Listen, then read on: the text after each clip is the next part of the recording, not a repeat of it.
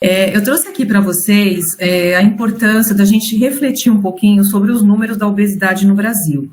Já que a gente está falando de comer na rua, a gente não pode deixar de olhar para esses números, porque um dos motivos, né, da população estar tão doente é o comer na rua.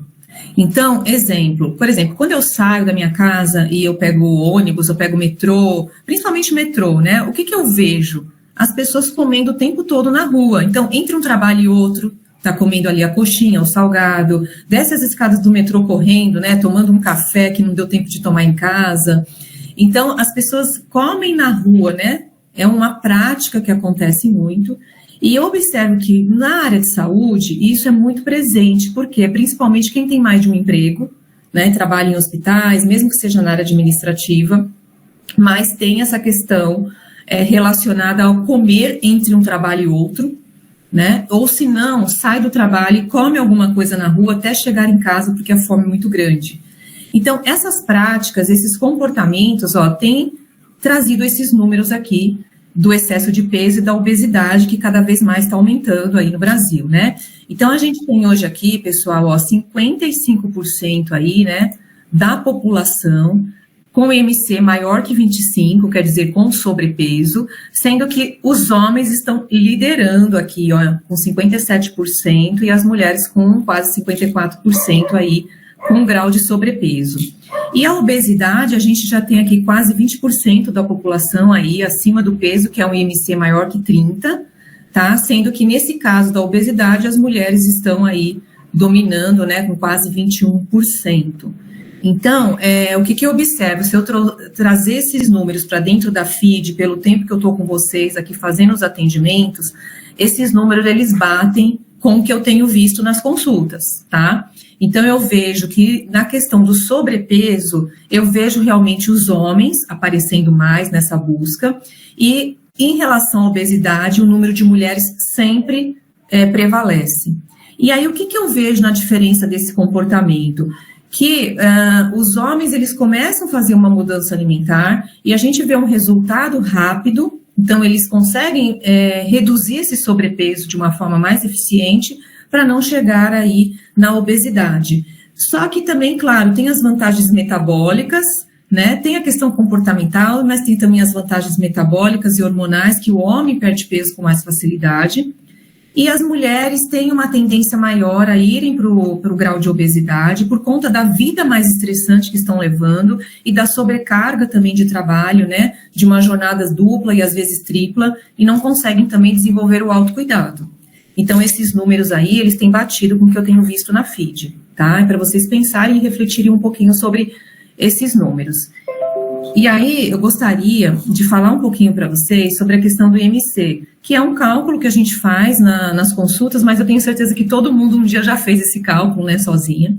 E se for possível, que vocês façam aqui rapidamente comigo esse cálculo, aí rapidinho, não vai levar nem um minutinho, e peguem o peso de vocês, né? Então, na verdade, vocês vão pegar a altura em centímetro, vão multiplicar por 2, então multiplica a altura por ela mesma, por 2 não, desculpa, né? Vai pegar a altura em centímetro e multiplicar por ela mesma, depois pega o peso de vocês e divide por esse resultado da multiplicação da altura. E aí vai dar em um número. E aí eu peço para vocês colocarem aí no chat para mim o número que vocês encontraram desse IMC. Tá? Vou esperar ali um minutinho para começar a aparecer aqui os resultados. Vamos ver como é que vocês estão. Bem rapidinho, tá?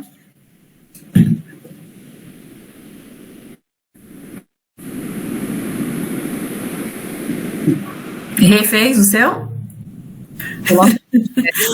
Ai, dá até medo aqui, gente do céu. Vai colocando aí, eu só quero ver. Eu não vou olhar, ninguém vai olhar nome, eu só vou olhar os números. Claro que fiquem à vontade, quer não se sentir confortável, não coloca, né? Mas é para a gente poder realmente refletir sobre esses números e entender. Eu gostaria que vocês entendessem aonde vocês se encontram dentro desse percentual, né, que a gente vê do mapa do Brasil em relação aos dados, né, da Organização Mundial da Saúde, que são dados oficiais, são os últimos dados.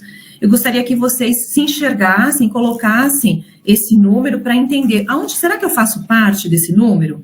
Então, o Gilmar colocou, a Michele, né, a Rosiane, a Fabiana, não, que é minha paciente, a Andréia.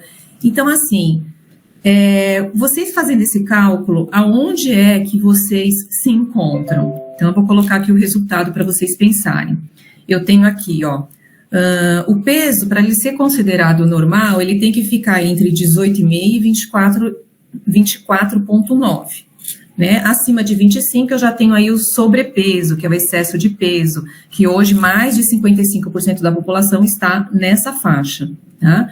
E acima de 30 eu tenho os graus de obesidade, que a gente tem aí também, né? 16% da população aí acima dentro desse grau de obesidade. Então, dentro do universo da FIDE, será que eu encontro esses números ou não? Será que esses números estão parecidos com os números que a gente encontra no Brasil como um todo? Então, o que eu percebo é exatamente isso, que a tendência é essa. Tá? Quando a gente estuda uma população de uma empresa, a gente começa a perceber que os números eles estão muito próximos do que a gente tem aí dos estudos populacionais. E isso vale também para a pressão alta, para colesterol, para diabetes. Os números sempre estão muito próximos, tá? Então, eu gostaria que vocês pensassem sobre isso e se perguntassem o que é que eu posso fazer para não estar mais dentro desse percentual. Porque você, né, cada um aqui está contribuindo para o aumento desses índices. Tá? E o que a gente tem, né, dentro dos estudos é exatamente esse, eu coloquei até um slide vermelho para chamar atenção. Então, o Brasil deve ter 127 milhões de adultos com sobrepeso e obesidade até 2035, né? Isso é um relatório da Federação Mundial de Obesidade, isso significa um crescimento de quase 2%. Então, a FIDE hoje é uma empresa preocupada com a saúde do colaborador, que tem profissionais aí, né, psicólogo, médico, nutricionista, fazendo um trabalho na luta contra esses números. Então, essa palestra é uma ação para que vocês lutem junto com a empresa, porque a empresa sozinha não vai conseguir. Eu, Fabiana, sozinha também não vou conseguir. Nós precisamos nos unir para diminuir esses números.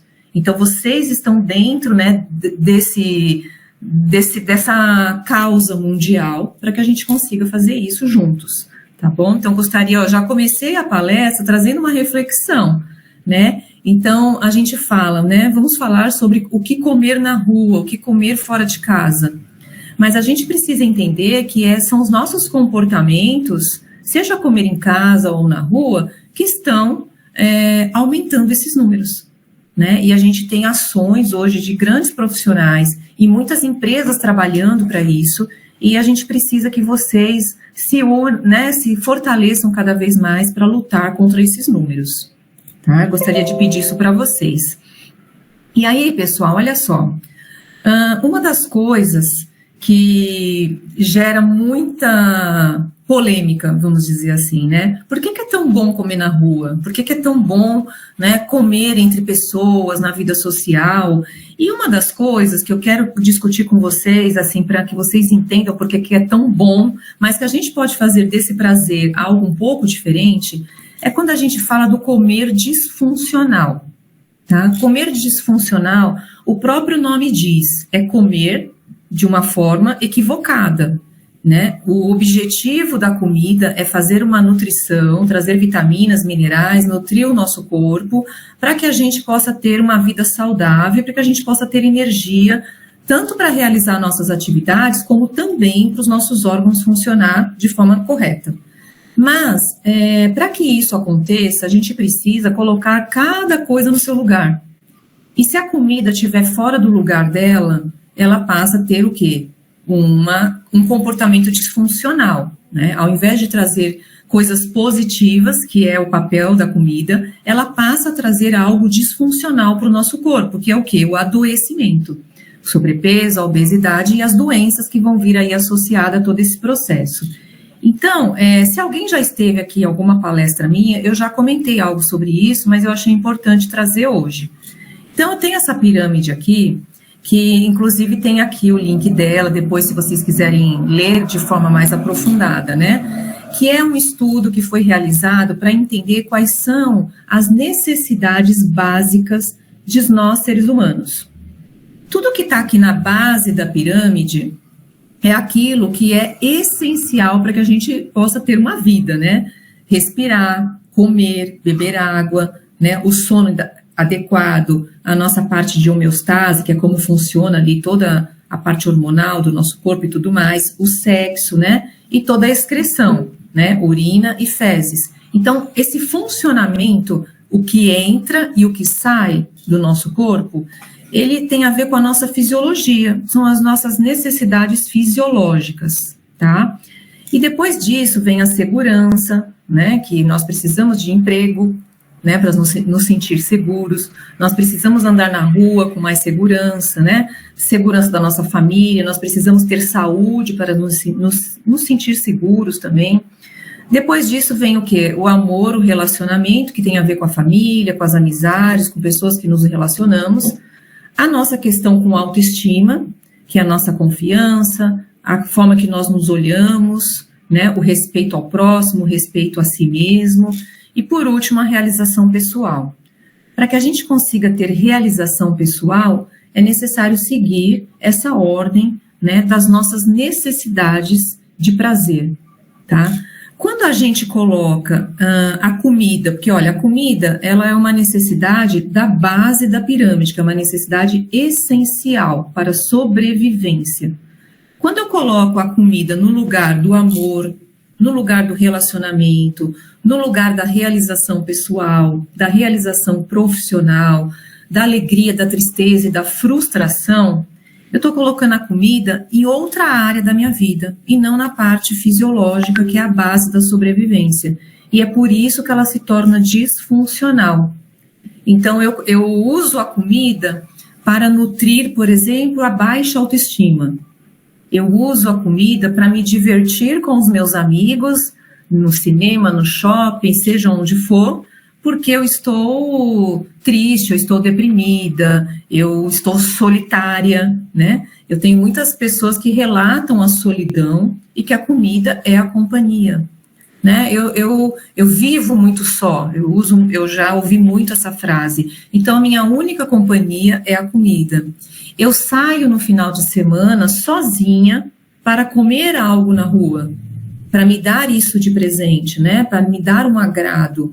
Então, na verdade, eu estou saindo para me divertir, mas para curar, entre aspas, uma solidão. Com o quê? Com a comida.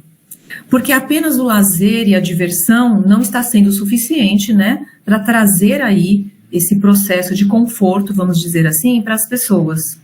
Então, isso é importante para que a gente consiga entender que a gente pode ter o passeio, o lazer, seja onde for, mas entendendo que a comida precisa estar no lugar da fisiologia e que a gente precisa entender qual é o momento que a comida entra como prazer. Ela pode ser um prazer de uma reunião entre os amigos, ok, mas ela não pode ser o prazer da cura da solidão, da raiva, da tristeza e de qualquer outro sentimento, que comida não tem esse papel, né? A função dela não é essa, tá? Então, por isso que eu quis trazer para vocês a explicação desse comer disfuncional, que é o que acontece no lazer, né? Então, hoje é sexta-feira, eu vou comer de tudo. Esse é um comer disfuncional, porque eu estou usando a comida para aliviar o estresse e a tensão da semana, por exemplo, né? Sendo que eu poderia fazer a comida presente neste momento do lazer, mas não de forma disfuncional, de uma forma equilibrada, tá? Qualquer coisa vão colocando, viu, pessoal, as perguntas aí no chat. E aí a pergunta que eu faço para vocês é se sua fome no momento, ela tem sido mais física ou mais emocional. Então, a fome física é aquela que gera o quê? Sensações físicas, como barriga roncando, mal-estar, tontura, né? Aquela sensação mesmo ali de fraqueza, porque eu já estou numa ausência de refeição há algum tempo, e nesse caso, quando é para matar a fome, a gente come qualquer coisa, né? A gente não vai em busca de um alimento específico. Quando a fome é emocional, a gente pensa num alimento específico, porque eu estou usando a comida para distrair, né, para trazer conforto. Então, não apresenta sinais físicos, eu não tenho fome, né, eu não tenho fraqueza, eu não tenho dor de cabeça, tontura, mal-estar, nada disso. E geralmente, a fome emocional, ela está sempre associada a um alimento, a uma comida específica, né, eu quero aquele alimento, e você pode comer qualquer outro, e ainda assim você fica com a sensação de que não comeu. Isso é a fome emocional, que é o que acaba acontecendo no lazer, tá? Então, vamos pensar um pouquinho, já que a gente está falando, né, de equilíbrio entre dia da semana e lazer, né, que geralmente o lazer, não que não pode ser na semana, mas acaba sendo mais aos finais de semana, vamos olhar para essa foto aqui de um olhar crítico, tá? Isso aqui demonstra o nosso balanço energético semanal, né? Eu fiz uma demonstração aqui para vocês.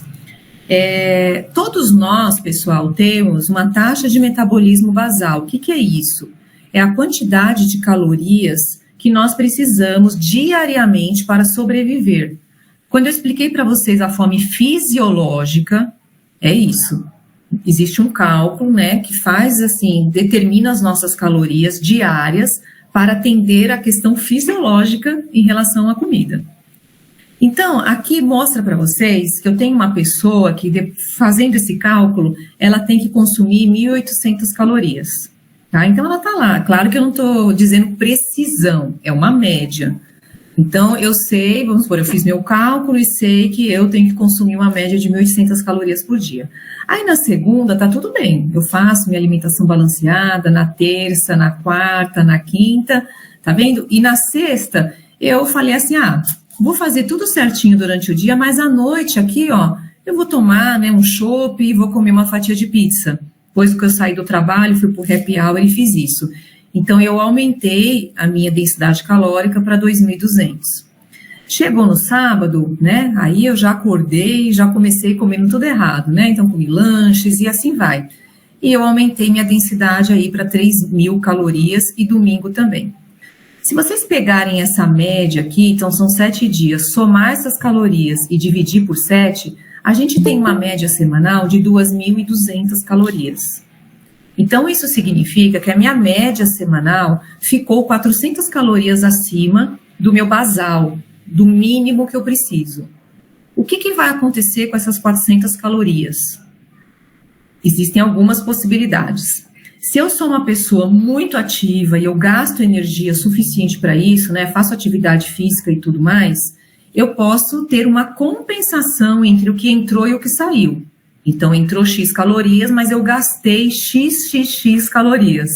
Então, houve aí um gasto energético maior do que o que entrou. Porém, não significa que a qualidade dessa alimentação não vai interferir nas minhas taxas de exame. Eu posso não aumentar de peso, mas isso não significa que meu colesterol, meu açúcar, minha gordura no fígado não vai sofrer com esses alimentos presentes na minha vida o tempo todo, tá? Isso em relação a ganho de peso. Se eu sou uma pessoa sedentária, essas 400 calorias ficou a mais no meu corpo. Então, elas vão ser processadas de alguma forma, como meu fígado vai sofrer mais, o meu pâncreas vai sofrer mais, né? Os meus órgãos estão sobrecarregados com mais calorias.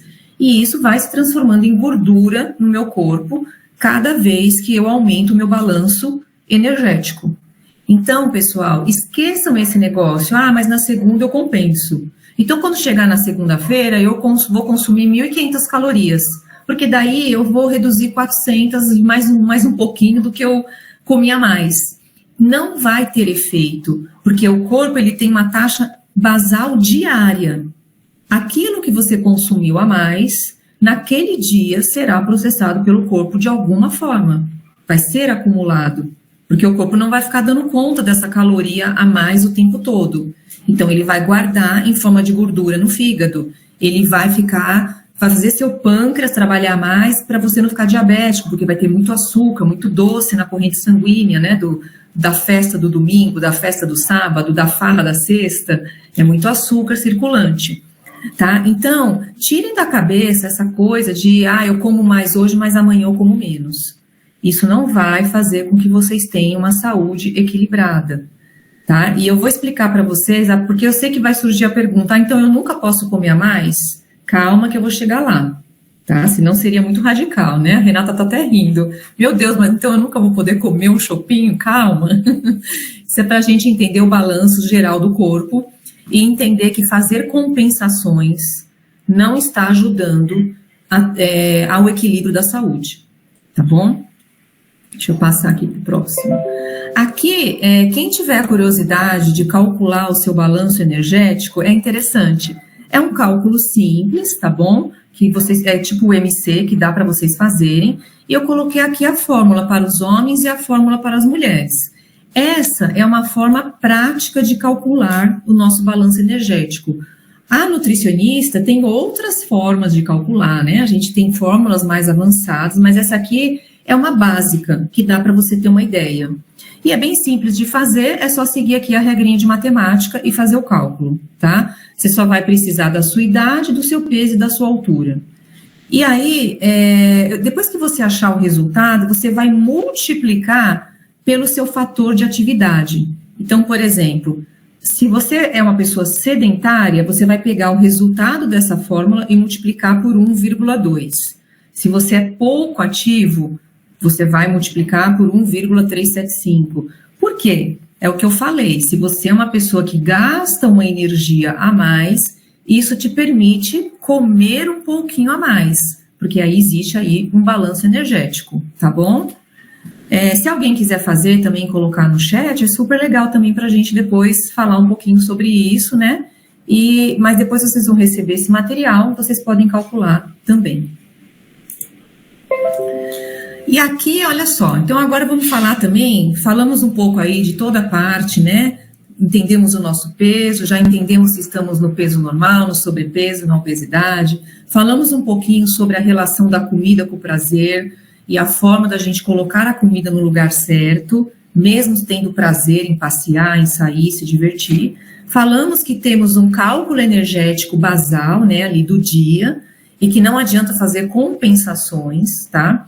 E agora eu vou entrar um pouquinho na alimentação. E eu trouxe para vocês aqui algumas bebidas e a quantidade de açúcar que tem nessas bebidas. E que são bebidas que a gente consome, né, aí no shopping, no lazer, no parque, em qualquer outro lugar.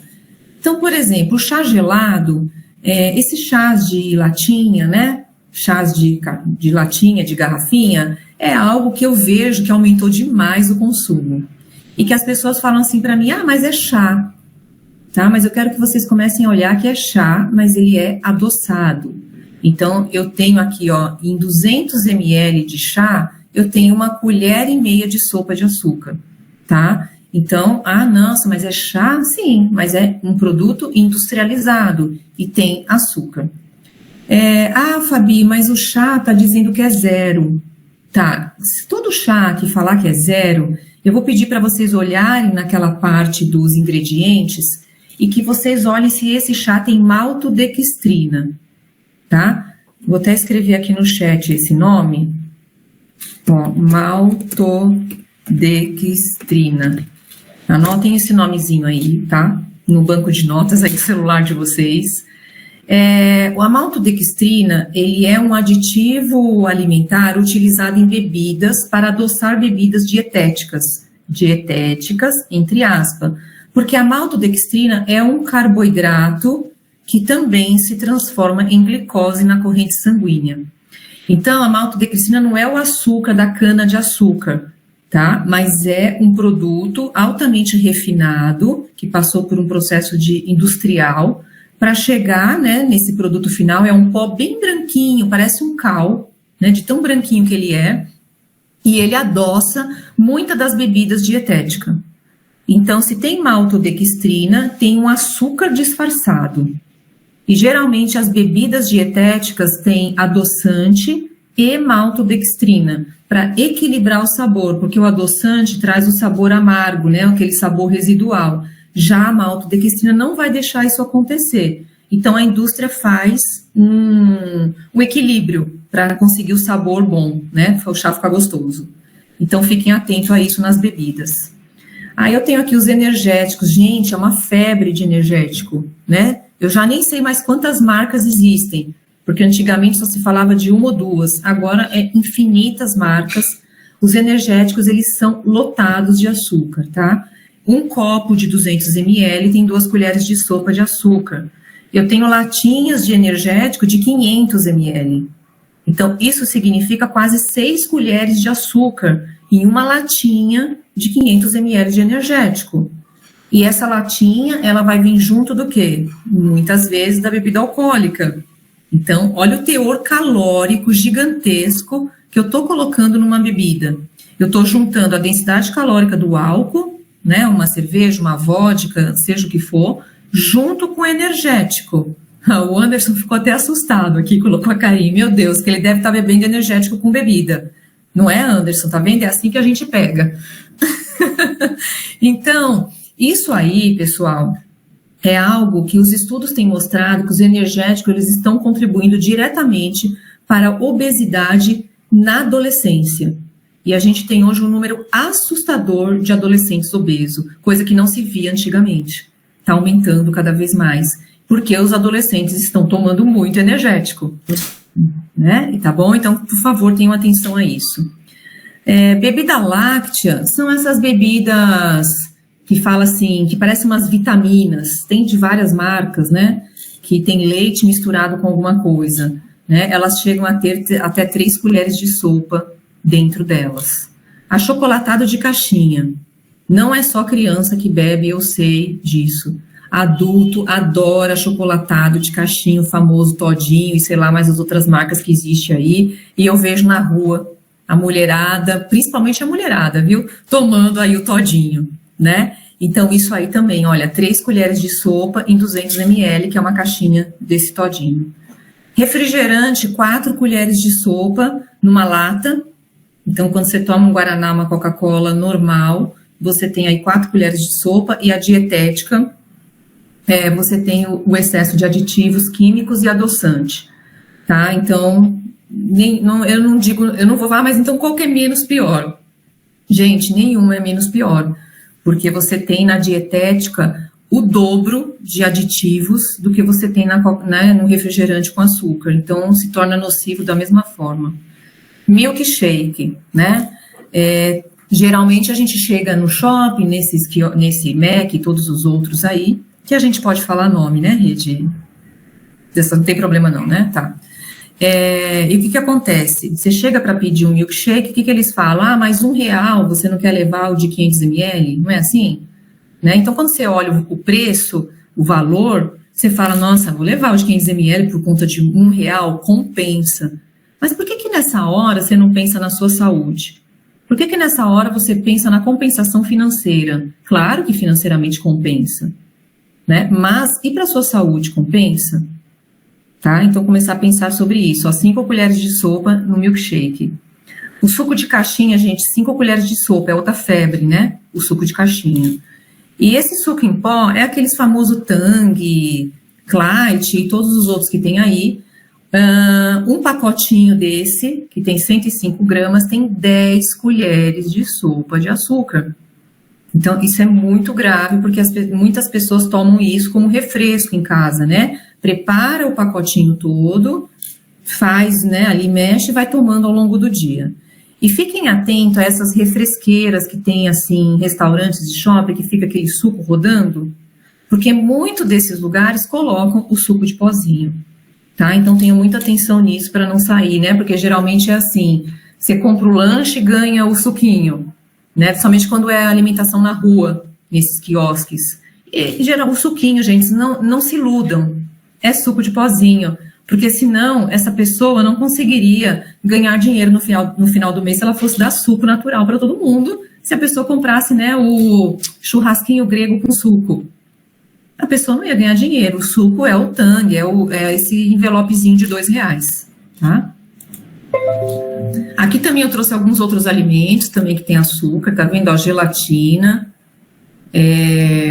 aqui é o achocolatado em pó, aqui são as balinhas, ó, 2 balas de caramelo, 2 colheres, né, de sopa de açúcar. Gente, é muito açúcar para 2 balinhas, 2 quadradinhos de bala, que isso aqui vende o quê? No camelô, na banca de jornal, né? o troco, que às vezes dá como balinha, a gente pensa que é inofensivo aquela balinha que fica na bolsa, tá? Eu atendi uma cliente uns dias atrás, não é aqui da FID não, outro lugar, que ela falou para mim que ela teve problema com depressão, com síndrome do pânico, e hoje ela está bem melhor, mas que a mente dela registrou que toda vez que ela sente um mal-estar, ela acha que ela vai passar mal, ela chupa uma balinha dessas de caramelo. Foi a forma, ela tem a sensação de que ela vai desmaiar, e aí ela pega, ela deixa a bala dela lotada de balinha de caramelo. E aí ela coloca uma balinha, ela...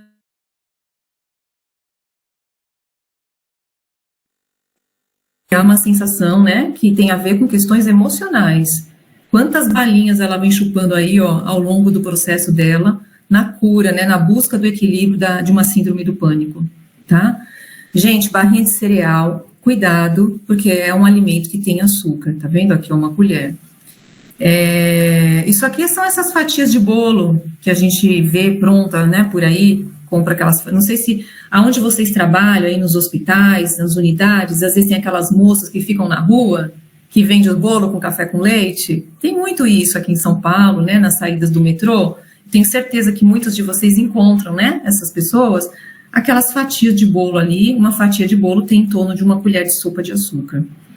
Tá? Aqui é cereal matinal, que é aquele tal sucrilhos e todos os outros, né? Também tem muito açúcar. Gelatina, já falei.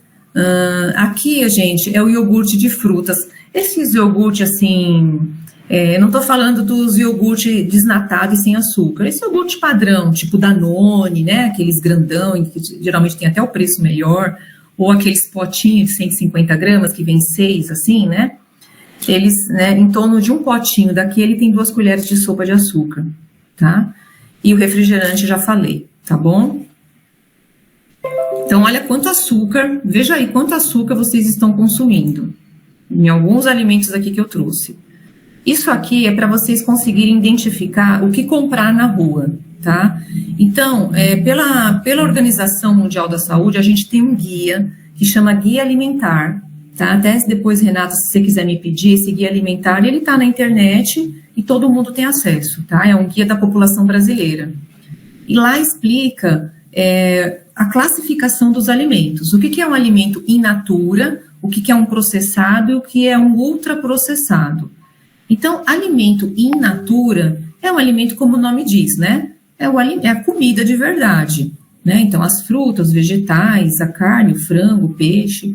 E aqui entra também aqueles que são minimamente, processados, tá? Então, por exemplo, assim, eu posso ter algum alimento que ele é natural, vamos supor assim, ó, um milho, né? O milho, ele vem da espiga de milho, é um alimento in natura. Mas vamos supor que você compra esse milho na barraquinha na saída do metrô, tá? Aquela pessoa que vende o milho, cozinhou o milho, e geralmente ele colocou sal e ele vai colocar manteiga, porque é assim que eu vejo, né? Eles jogam aquela colher de manteiga. Houve o quê? Um pequeno processo, que foi o quê? Acrescentou gordura e acrescentou sal. É isso que a gente chama aí de minimamente, né, processado, tá bom? Então, sempre que houver uma adição de sal, de açúcar, de óleo, de gordura no alimento natural, você tem um pequeno processamento, tá? Já os alimentos processados, aí esses são os que vêm na latinha, tá? Então, o milho, já que foi para a latinha, aí ele já virou um alimento processado, né? O abacaxi em calda, o pêssego em calda, né? Os peixes em conserva, então esses aí já viraram um alimento processado mesmo. Ele pode ser um in natura, por exemplo, que o abacaxi em calda. O abacaxi é um alimento in natura, mas a partir do momento que ele foi lá para a indústria e foi acrescentada aquela calda, passou por um processo, ele já foi processado. Agora, se eu tenho um abacaxi que está sendo vendido aí em algum fast food, por exemplo, você está lá no shopping, você viu lá um abacaxi mergulhado no chocolate. Que tem, né? Frutas no chocolate. Esse aí é um alimento in natura, minimamente processado. A pessoa pega o abacaxi, corta e aí passa no chocolate. não foi para a indústria.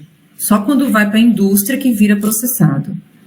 Só que a gente tem os ultraprocessados, esses sim são os mais perigosos, que aí são os pacotinhos, os salgadinhos, né, o suco de caixinha, o suco de pozinho, né, todos esses salgadinhos, não importa o sabor, né, os empanados, sabe, os nuggets, esses hambúrgueres, essas comidas prontas, esses são alimentos ultraprocessados.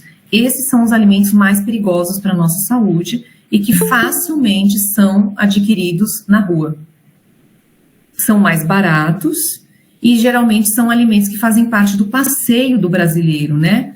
Eu vou para o parque fazer uma caminhada. O que está vendendo lá na porta do parque? Né? Aqui, quem está todo mundo acho que está em São Paulo, né? Você vai no Ibirapuera, o que está vendendo lá no Ibirapuera? Salgadinho, né? Tá vendendo tudo isso aí. Né? Tá vendendo suco de pozinho, suco de caixinha, tá vendendo energético, tá vendendo o todinho. Você encontra isso nos parques, que é um lugar que era pra gente estar pensando, né, em natureza, em relaxamento e alimentação um pouco mais equilibrada, tá bom? Então fiquem muito atentos a esses alimentos. A gordura que vocês vão encontrar nos alimentos ultraprocessados é a gordura trans, que é a gordura mais perigosa e a que leva a um aumento maior de doenças, né, do coração. E aqui, pessoal, eu coloquei aquelas dicas que, né, é só mesmo assim para trazer, porque eu sei que vocês sabem disso, né, de mastigar bem o alimento, de não sair de casa morrendo de fome, desesperada de fome, né, tenta comer alguma coisa antes, isso aí todo mundo sabe, mas eu trouxe para a gente reforçar. Né, começar a refeição sempre por uma salada, então dá para fazer isso também na rua, dá para fazer isso no shopping, né? Dá para escolher mais os cozidos, os grelhados. Quando a gente vai escolher um acompanhamento, ao invés da batata frita, a batata cozida, ou alguma coisa ali, um vegetal, né, que não seja frito.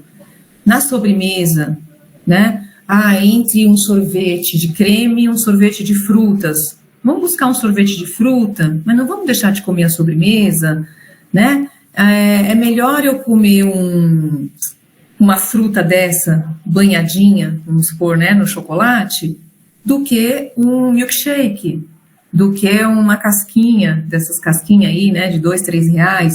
Então, sempre há escolhas, né, menos piores, tá? Carregar alguma coisa, principalmente se for passeios ao ar livre, é sempre interessante levar alguma coisa, né, para não ficar refém, porque numa caminhada, você vai para o parque, por exemplo, você vai sentir fome, é óbvio, né, então carrega alguma coisinha para comer, tá bom? E água, é claro, né, porque muitas vezes não é fome, muitas vezes é sede, e a gente acha que é fome e come e era só sede. Então, sempre bebam a água primeiro para ver se realmente era sede ou fome. Tá? Aqui é um exemplo, eu trouxe uma foto de um prato saudável, tá bom? Para vocês terem uma ideia aí, independente se é em casa ou se é na rua. O ideal é que metade desse prato seja de vegetais, tanto crus como cozidos. E a outra metade, vocês dividam um quarto aqui, ó, do cereal, né? Que seria o arroz, macarrão, ou batata doce, ou mandioca, e essas outras duas partes aqui, vocês vão dividir com o grão, que é a proteína vegetal, e a proteína animal. Isso aqui é um prato equilibrado, aqui eu não estou falando de emagrecimento, nem de ganho de peso, nem de hipertrofia, que é para ganhar músculo, eu estou falando de um prato equilibrado no geral, que serve para todo mundo, tá? Não estou falando de estratégia individual. E agora que vem a resposta daquela pergunta. Meu Deus, então eu não vou poder nunca tomar milkshake? Então todos aqueles alimentos, né? Como é que vai ser a partir de agora? Então a resposta é o seguinte, pessoal. Eu gostaria de propor aqui um exercício que chama linha do tempo dos hábitos. Que vocês fizessem, tá? Aqui junto comigo, numa reflexão, e aprendessem a fazer isso daqui para frente. Então, vamos imaginar assim, que ontem, tá? Eu fui fazer um passeio e eu parei numa padaria e eu comi uma fatia de torta. Vai acontecer alguma coisa comigo? Vou ficar doente, meu colesterol vai aumentar, eu vou ficar diabética? Não, certo? Eu tô seguindo ali o meu balanço energético, Mas ontem eu resolvi dar um passeio, parei numa padaria e fiz isso. Ok, tá tudo bem. Vamos imaginar que depois, hoje, quando eu terminar aqui a palestra, eu vou falar, nossa, foi tão legal a palestra da FID, né? Tô tão feliz, vou sair para tomar um café, vou comemorar. Né? Porque a gente não faz isso quando acontece coisa boa e quando acontece coisa ruim. Ah, vou dar uma volta. Aí eu vou dar uma volta, vou caminhar, paro lá no parque, né? E peço aqui, ó, no parque eu compro uma barra de chocolate. E aí eu como metade da barra de chocolate. Tá, o que vai mudar? Comi uma torta ontem, vou comer meia barra hoje, vou ficar doente? Não, né? 2 dias não vou ficar doente, não vai acontecer, não vou engordar, não vou chegar, subir na balança e aumentei X quilos, isso não vai acontecer. Só que aí no 3º dia, que no caso, né, vai ser amanhã, eu vou dar um passeio e aí eu resolvo, né, comer lá um pedaço de panetone. Paro lá na cafeteria Balduco, lá do shopping, peço um café e um panetone. Pronto, 3 dias comendo de forma, né, além do meu balanço energético. E assim, no 4º dia, eu como outra fatia de torta, porque a desculpa é que já chegou sexta-feira. Então, é isso que eu quero que vocês avaliem, a linha do tempo dos hábitos de vocês. Não é fazer um passeio no shopping e que eu comi uma fatia de torta ou que eu fui no cinema e comprei uma pipoca, né, e tomei lá alguma coisa junto, que vai prejudicar a minha saúde ao ponto de eu entrar naquele número lá da obesidade e sobrepeso. Não é isso. Por isso que a linha do tempo precisa ser avaliada. O que você vem fazendo ao longo do tempo? E se você fizer essa linha do tempo e perceber que no mês de 30 dias você está fazendo isso 12 dias, que é todas as sextas, todos os sábados e todos os domingos, né? 4 vezes 3, 12. 12 dias de 30 dias no mês corresponde a quantos por cento? Né? Parem, façam perguntas. Então, quanto por cento do meu mês eu estou ultrapassando o meu balanço energético? Para que vocês consigam chegar a uma resposta se isso é significativo ou não. Porque se eu estou mais ou menos 30% do meu mês estiver comprometido com um balanço energético além do meu ideal, eu vou ganhar peso. Isso aí, a médio e longo prazo, vou ganhar peso, vai aumentar o quilo na balança, vai chegar uma hora que vai dar sinal no exame, um colesterol, uma gordura no fígado, vai acontecer. Ah, Fabi, mas eu não estou ganhando peso, né? Até então tá tudo bem. Ok, então você tem aí um balanço energético, um gasto energético mais acelerado. E aí tem a ver idade, né? Tem a ver genética, tem a ver metabolismo, são vários fatores. Mas vocês já ouviram falar dos magros falsos? Pessoas que são magras e que têm esse hábito, uma linha do tempo totalmente errada, porque, eu não ganho peso. Eu como assim, mas eu não engordo 1 grama. O pessoal brinca, é magro de ruim, né?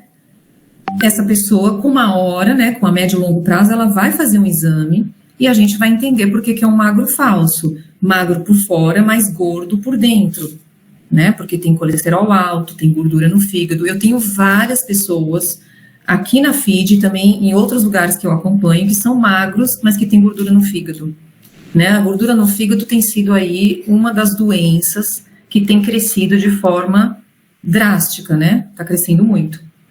E principalmente nos magros, porque o magro acha que pode comer, porque não engorda, porque ele está olhando somente para a balança e não para a saúde interna do corpo, não está lembrando que os órgãos estão sofrendo. Tá? Então essa é a dica que eu quero dar como conclusão desse nosso momento de hoje, né? Vamos dizer assim, para que vocês levem de hoje aqui dessa palestra essa mensagem. Aprendam a fazer a linha do tempo de vocês, dos hábitos e comportamentos, para entender se vocês estão seguindo mais em direção à saúde ou se vocês estão contra, né, a saúde de vocês. E aí você consegue entender se você está sabendo equilibrar o prazer e o lazer. Quando você perceber que isso já está chegando lá nos 30%, é porque você não está equilibrando, porque você está usando o lazer como uma fonte disfuncional, a comida está no lazer de forma disfuncional. Tá bom, pessoal? Espero que vocês tenham gostado, tem aqui minhas redes sociais, tá bom? Se vocês quiserem seguir.